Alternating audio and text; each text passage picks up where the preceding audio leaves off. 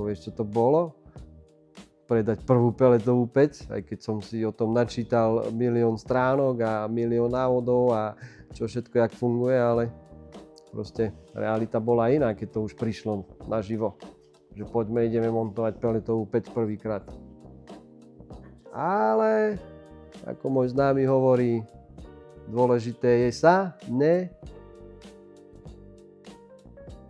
Dajte do komentu, dokončite to za mňa, čo je dôležité v živote. No, takže asi tak. No a dneska, myslím si, že po tých rokoch už budeme pomaly ukončovať 3. stovku peletových pecí a začneme 4. stovku tento rok. Nemám to presne spočítané, ale je to tak, no. Začneme 4. stovku v peletových, nie peciach na drevo, hej. No možno sa to nezdá, že veľa, no. Ale z nášho pohľadu je to úspech.